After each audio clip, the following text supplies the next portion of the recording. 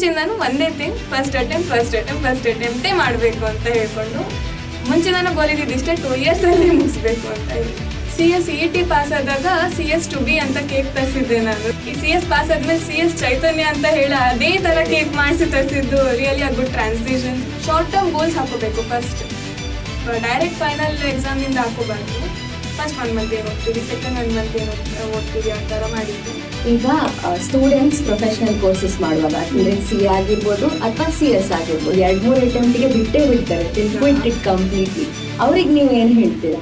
There is 5 mantra for passing this professional course. Before we wind up, ನಾನು ನಿಮಗೆ exciting rapid questions ಕೇಳಬೇಕಂತ ಅನ್ಕೊಂಡಿದ್ದೀನಿ. Are you ready? Yes, ma'am. What is that one habit of Chaitanya which has helped her to clear CS? Hi, hello, namaste, namaskara. I'm Nidhi Anpai, lecturer in commerce at Trisha Vidya College. Coming together is beginning, keeping together is progress, and working together is success. We also say education is not so much of feeding of facts into the mind, but it is awakening of curiosity in the soul of every child. In the 25 years, Trisha has excelled in education and we have got unbeatable results in CS professional exam. This time, we have Chaitanya who has cleared CS professional exam, that too 9 papers in one go. We have Chaitanya here. Welcome, Chaitanya. Thank you, ma'am. First of all, congratulations. This is not a small achievement. You have achieved a lot. CS ಅನ್ನೋದು professional course. What made you to do CS course ಅಂತ? ಈಗ CS ಅಲ್ಲಿ ಹಲವಾರು levels ಇರುತ್ತೆ, different papers ಇರುತ್ತೆ. ನೀವು ಜನರಿಗೆ ಅದರ ಬಗ್ಗೆ ಮಾಹಿತಿ ಕೊಡ್ಬೋದಾ? Yes ma'am. So company secretary course CA ಅಷ್ಟು ಪಾಪ್ಯುಲರ್ ಅಲ್ಲ ಆ್ಯಕ್ಚುಲಿ. ಕೇಳಿದ ತಕ್ಷಣ ಎಲ್ಲರೂ ಏನು ಅಂತ ಮತ್ತೊಂದ್ಸಲ ಕೇಳ್ತಾರೆ. ಸೊ ಹಾಗೆ ಎಕ್ಸ್ಪ್ಲೇನ್ ಮಾಡೋದಾದರೆ ಕಂಪನಿ ಸೆಕ್ರೆಟ್ರಿಗೂ CA ಅಷ್ಟೇ ಒಂದು ವ್ಯಾಲ್ಯೂ ಇದೆ. ಯಾಕಂದರೆ ನಾವೊಂದು ಲಿಸ್ಟೆಡ್ ಕಂಪನಿಯಲ್ಲಿ ಕಂಪಲ್ಸರಿ ಅಪಾಯಿಂಟ್ಮೆಂಟ್ ಮಾಡಬೇಕಂತಲೇ SEBI ಲಾ ಹೇಳುತ್ತೆ.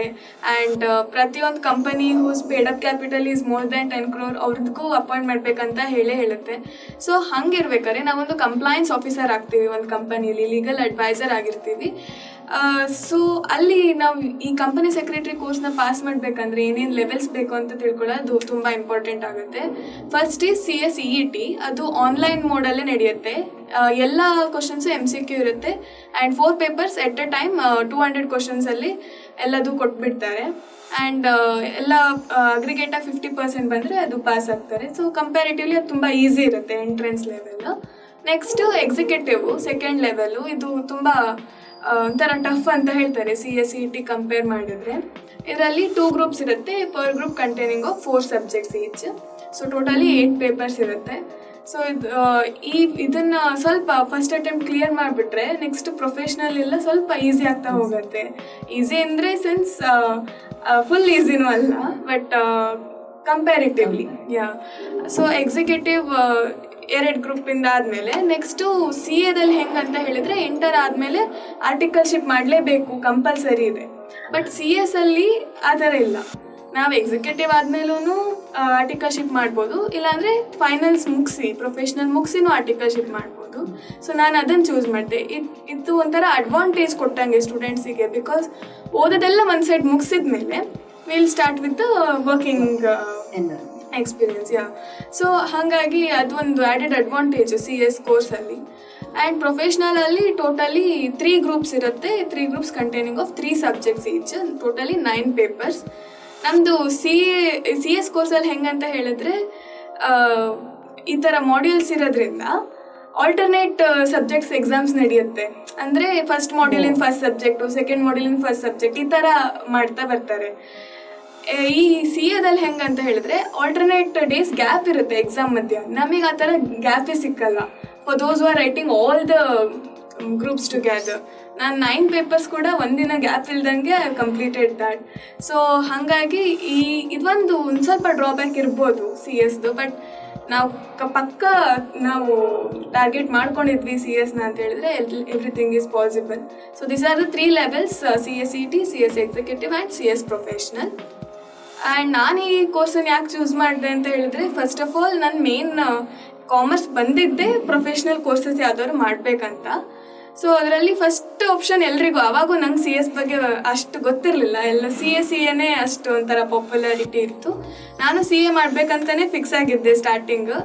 ನಮ್ಮ ಮನೇಲಿ ಏನಂತ ಹೇಳಿದ್ರು ಅಂದರೆ CS ಸ್ವಲ್ಪ ಟಫ್ ಆಗ್ಬೋದು, ಸೊ ಬೆಟರ್ ಫಸ್ಟ್ CS ಮಾಡ್ಕೊಂಬೇಡು, then you will be easy with the CA ಅಂತ ಹೇಳಿದ್ರು.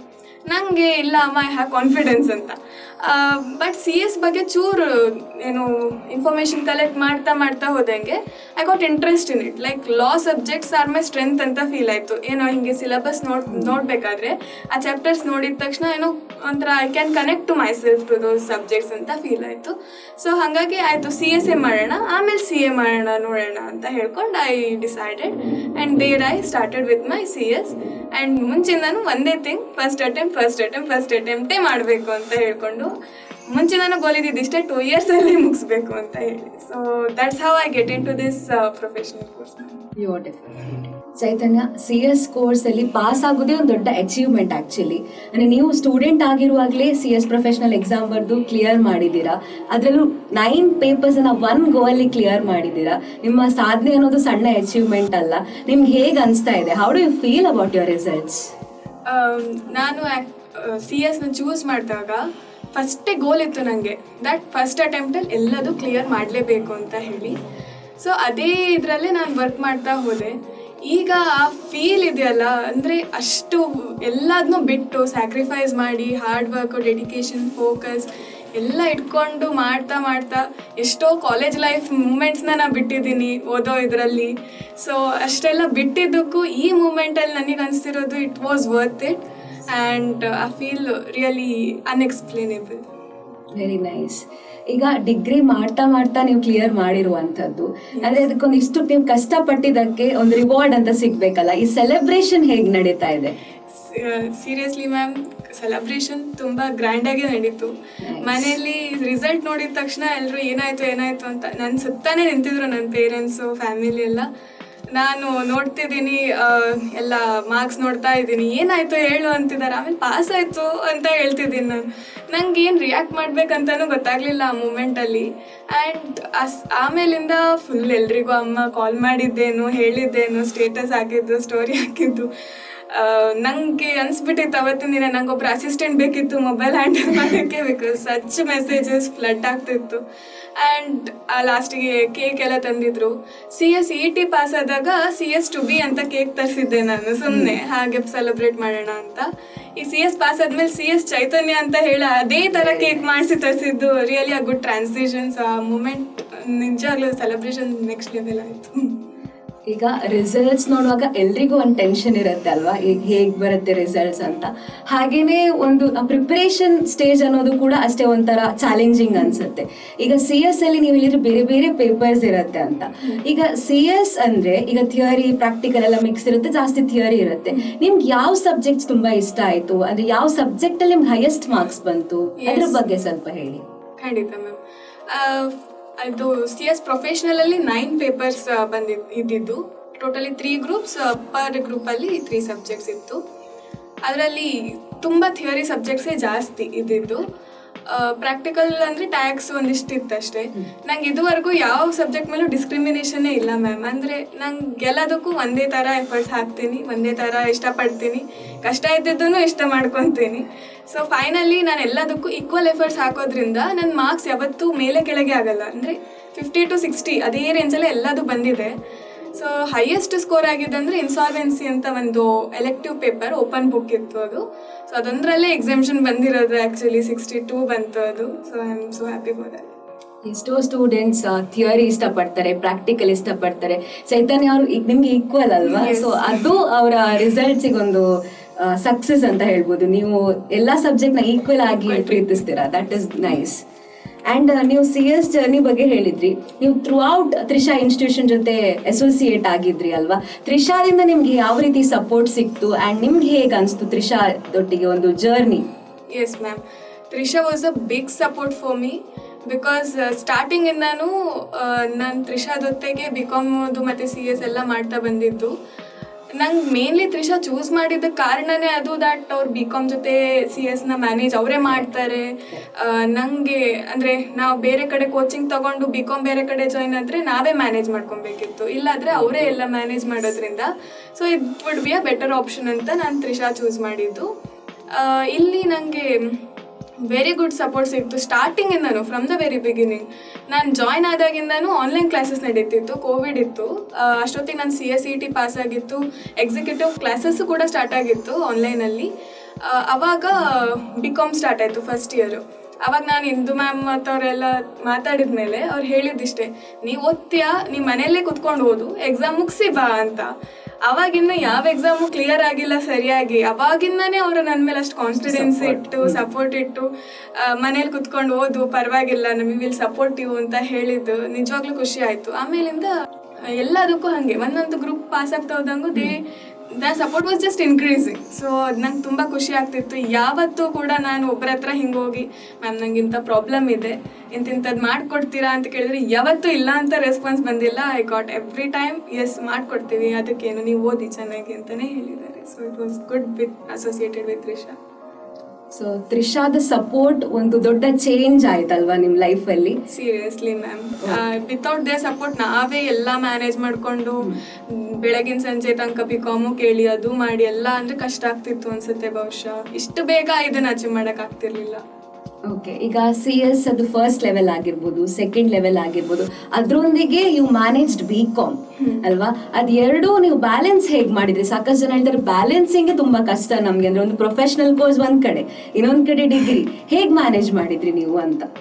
ಎಸ್ ಮ್ಯಾಮ್, ಅದು ಮ್ಯಾನೇಜು 10% ನಂಗೆ ತ್ರಿಷಾನೇ ಮಾಡಿದೆ, ಇನ್ನು 10% ನಾನು ಕೂಡ ಮ್ಯಾನೇಜ್ ಮಾಡಿದ್ದೀನಿ. ಬಟ್ ಒನ್ ಥಿಂಗ್ ಏನಂದರೆ, BCom ಎಕ್ಸಾಮ್ಸ್ ನಡೀತಿದ್ರು, ಸೆಮ್ ಎಕ್ಸಾಮ್ಸ್ ನಡೀತಿದ್ರು, ನಾನು CS ಓದೋದನ್ನು ಯಾವತ್ತೂ ಬಿಟ್ಟಿಲ್ಲ. ಲೈಕ್ ಆ ಕನ್ಸಿಸ್ಟೆನ್ಸಿನ ಯಾವತ್ತೂ ಕ್ಯಾರಿ ಮಾಡಿದ್ದೆ. ಪರ್ ಡೇ ಇಷ್ಟು ಗಂಟೆ, ಈಗ ನಾನು ಇವತ್ತು ಎಕ್ಸಾಮ್ BCom ಇತ್ತು ಅಂದ್ರೂ ಹಿಂದಿನ ದಿನ ನಾನು CS ಕೂಡ ಓದ್ತಿದ್ದೆ. ಅಟ್ಲೀಸ್ಟ್ ಸ್ವಲ್ಪ ಕಮ್ಮಿ ಇರ್ಬೋದು, ಲೈಕ್ 2-3 hours ಅಷ್ಟೇ ಓದಿರ್ಬೋದು. ಬಟ್ CS ಯಾವತ್ತೂ ಬಿಟ್ಟಿಲ್ಲ ನಾನು. So that was a time management that we should carry when we do professional courses.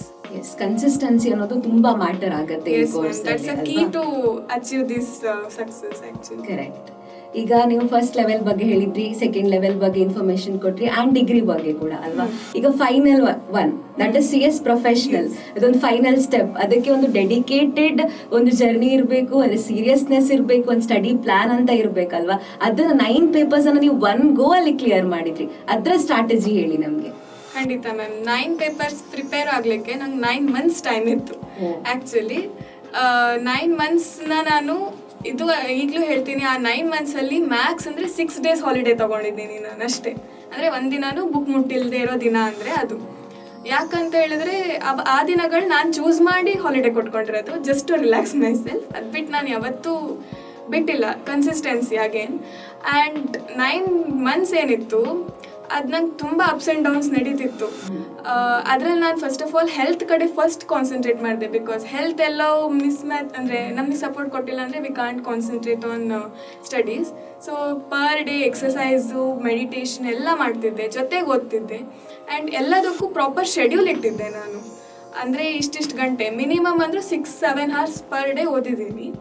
And 9 subject strategy ಹೆಂಗಂದರೆ, ನಂಗೆ ಎಕ್ಸಿಕ್ಯೂಟಿವ್ ಫಸ್ಟ್ ಅಟೆಂಪ್ಟ್ ಕ್ಲಿಯರ್ ಮಾಡೋದು ಕಷ್ಟ ಅಂತಲೇ ಹೇಳ್ತಾರೆ. ಅದೇ ಕ್ಲಿಯರ್ ಆಗಿದೆ ಅಂದಮೇಲೆ ಒಂದು ಕಾನ್ಫಿಡೆನ್ಸ್ ಬಂದುಬಿಡುತ್ತೆ ನಮಗೆ, 9 papers ಕೂಡ ಕೊಡ್ಬೋದು ಅಂತ. ಆ್ಯಕ್ಚುಲಿ ಒಂದೊಂದೇ ಪೇಪರ್ಸ್ ಕೊಡ್ತಾ ಬರ್ಬೋದು. ನಾನೇನು ಮಾಡಿದೆ, ಕೊಟ್ಟು ಬಿಡುವ, ಆದರೆ ಆಯಿತು, ಇಲ್ಲ ನೋಡುವ ಅಂತ ಹೇಳ್ಕೊಂಡು ಮಾಡೇ ಬಿಡುವ, ಆಗಿಬಿಡ್ಲಿ ಅಂತ ಹೇಳ್ಕೊಂಡು ನನ್ನ ಗೋಲ್ ಇತ್ತು. ಆ 3 ಗ್ರೂಪ್ ಬರೆಯುವಾಗ ನಂಗೆ ಫಸ್ಟಿಂದನೂ ಅದನ್ನು ಚೇಂಜ್ ಮಾಡ್ಬೇಕಂತ ಯಾವತ್ತೂ ಅನಿಸಿಲ್ಲ. ಲಾಸ್ಟ್ ಮೂಮೆಂಟ್ವರೆಗೂ ಎಲ್ಲರೂ ಕೇಳಿದರು, ಈಗ ನೋಡು ನೀನು ಬರೀತ್ಯಾ, ಈಗಲೂ ಫಿಕ್ಸೇನಾ ಅಂತ.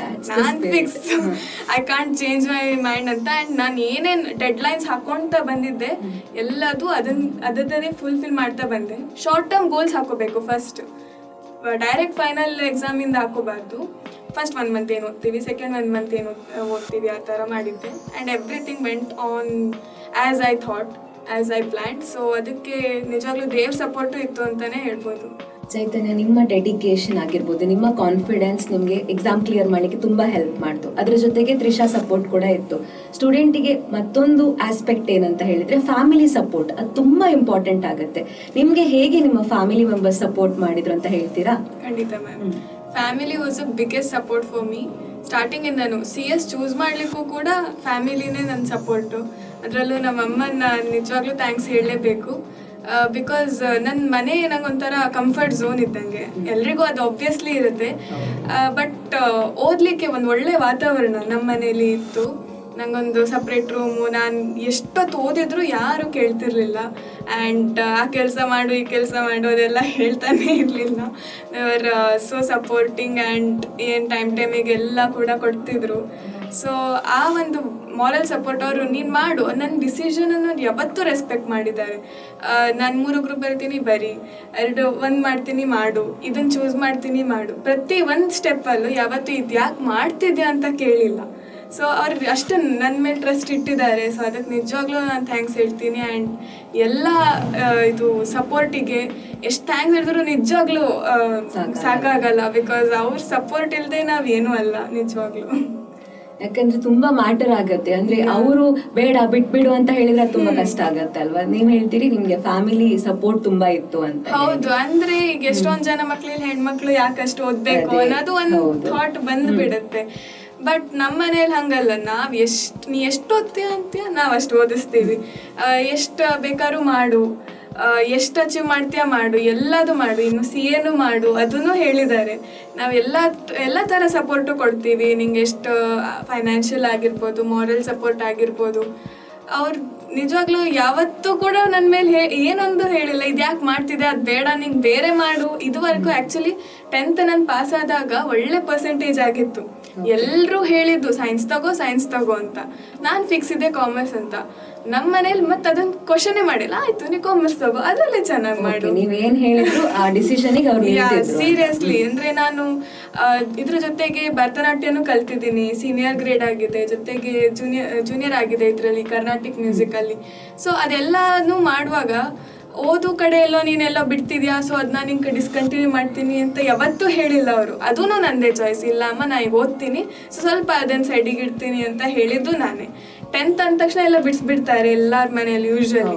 ಬಟ್ ನಮ್ಮ ಮನೇಲಿ 10th ಹೋಗು ಫಸ್ಟ್ ನೀನು ಅದನ್ನು ಮಾಡು, ಆಮೇಲೆ ಓದೋದು ಇದ್ದಿದ್ದೆ.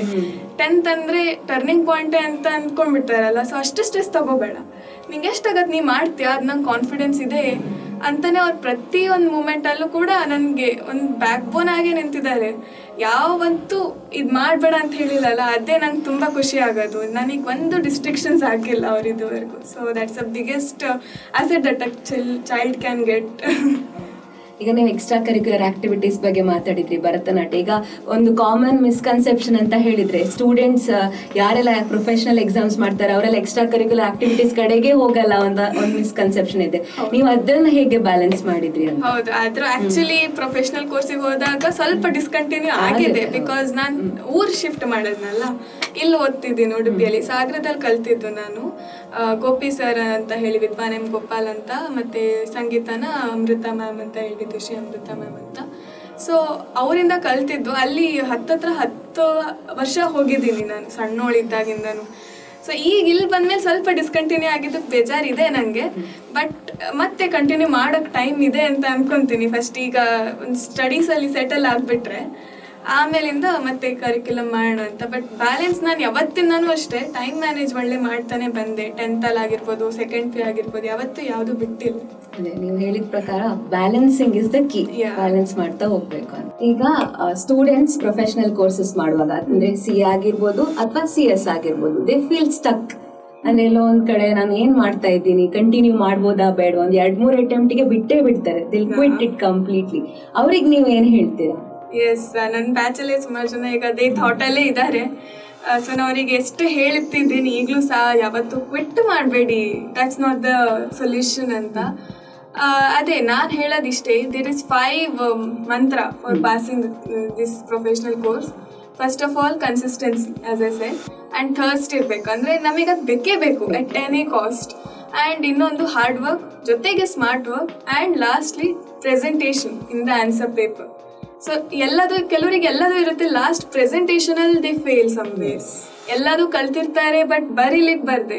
ಸೊ ಅದು ನನಗೆ ಆ್ಯಕ್ಚುಲಿ ಅದ್ರ ಬಗ್ಗೆ ಹೇಳಬೇಕಂತ ತುಂಬ ಅನಿಸುತ್ತೆ. ನಾನು ಫ್ರೆಂಡ್ಸಿಗೆಲ್ಲ ಸುಮಾರು ಸಲ ಹೇಳಿದ್ದೀನಿ ಹೇಗೆ ಬರಿಬೇಕು ಅಂತ ಹೇಳ್ಕೊಂಡು. ಬಿಕಾಸ್ ಅದೇ ಒಂದು ಮೀಡಿಯಮ್ ಅಲ್ಲ ನಮಗೆ, ಮತ್ತೆ ಎಕ್ಸಾಮಿನರ್ ಮಧ್ಯ.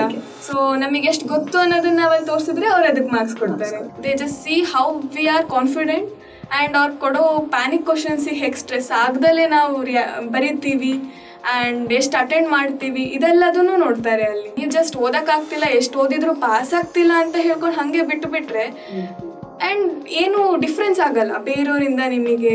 ಸೊ ಎಲ್ಲ ನಾರ್ಮಲ್ ಬಿ.ಕಾಮ್ ಜೊತೆಗೆ ನೀವು ಮಾಡ್ತಿರ್ತೀರ. So don't do that. Quitting is not a solution. So ಯಾವಾಗಲೂ ಫೈಟ್ ಮಾಡಿ ಟಿಲ್ ದ ಎಂಡ್. ತೀರಾ ಆಗಿಲ್ಲ ಅಂದರೆ ಆಮೇಲೆ ನೋಡ್ಬೋದು. ಸೊ ಎಷ್ಟು ಮ್ಯಾಕ್ಸ್ ಅಟೆಂಪ್ಟ್ ಕೊಡ್ಲಿಕ್ಕಾಗತ್ತೆ, ಅಟ್ಲೀಸ್ಟ್ ಬಿ.ಕಾಮ್ ಮುಗಿಯೋವರೆಗಾರು ಒಂದು ಅಟೆಂಪ್ಟ್ಸ್ ಕೊಡ್ತಾ ಇರಿ ಅಂತ ನನ್ನ suggestion. Quitters never win, winners never quit. Yes. So Chaitanya, ನೀವು CS ಪ್ರೊಫೆಷನಲ್ ಕೋರ್ಸ್ ಬಗ್ಗೆ ನಮಗೆ ಮಾಹಿತಿ ಕೊಟ್ರಿ, ಹಾಗೆ ನಿಮ್ಮ ಜರ್ನಿ ಬಗ್ಗೆ ತುಂಬ ಚೆನ್ನಾಗಿ ಎಕ್ಸ್ಪ್ಲೇನ್ ಮಾಡಿದ್ರಿ. Thank you. So before we wind up, ನಾನು ನಿಮಗೆ ಎಕ್ಸೈಟಿಂಗ್ ರ್ಯಾಪಿಡ್ ಕ್ವೆಶನ್ಸ್ ಕೇಳಬೇಕು ಅಂತ ಅನ್ಕೊಂಡಿದ್ದೀನಿ. Are you ready? Yes ma'am. What is the principle of your life? Principle, have a aim in life, dream for it, achieve for it. Okay. What is the secret of completing CS professional before your graduation? Secret, as I said, consistency and manifesting CS. Manifesting. Exactly. So, ಈಗ time versus money, ನೀವು ಯಾವ್ದು prefer ಮಾಡ್ತೀರಿ? Time, because money can wait, not time. Correct. What is that one habit of Chaitanya which has helped her to clear CS?